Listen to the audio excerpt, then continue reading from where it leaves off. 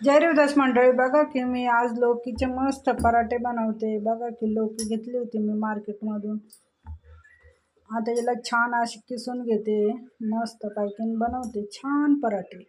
पराठ्यासाठी मस्त लौकी किसून घेतली, बघा की बारीक छान किसून घेतली। कोथिंबीर कट करून घेतला। हा गव्हाचं पीठ आहे आणि मसाले आता बघा की हा मसाले आहे, तीळ आहे, लाल तिखट आहे, थोडा परवीन मसाला आहे, थोडा चटपट मसाला आहे, थोडे जिरे आहे, थोडे ओवा आहे, बघा की मग मीठ आहे, अशी हळद आहे।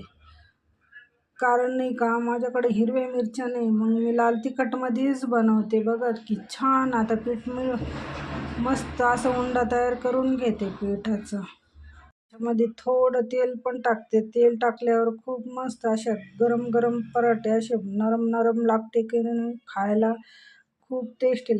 बघा की मग पराठ्यासाठी मस्त पीठ भिजवून घेतलंय। आता पराठे तयार करून घेते मस्त असं पैकी। बघा किती छान असे खूप भारी झालं भिजलं पीठ। बघा की मग पराठे किती छान असे तयार झाले। बघा की आता असे मस्त बनवले, खूप असे झणझणीत। बघा की लाल तेल टाकून असे भाजले ना, असे आता मस्त दही सोबत आता खाऊन बघतोय।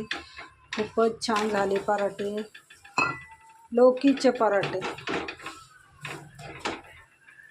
खूप छान असते बरं का हे खायला। वजन वाढत नाही याने खाल्ले तर। मी तर कसं आहे 2-3 दिवसाला खातच असते, म्हणून माझी तब्येत जशी तशीच आहे। म्हणजे जास्त बारीक पण नाही होत आणि जास्त जाड पण नाही।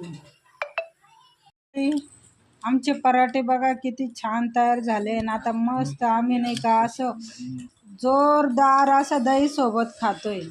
तुम्ही कधी खाऊन बघितलं का दही सोबत? खूप छान लागते पराठे।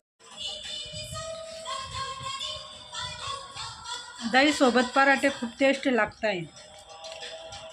आमच्या मालकाच्या तोंडाला पाणी येऊ लागलं, कधी देते मला कधी नाही। आता त्यांना ताट लावते। बाय बाय मग।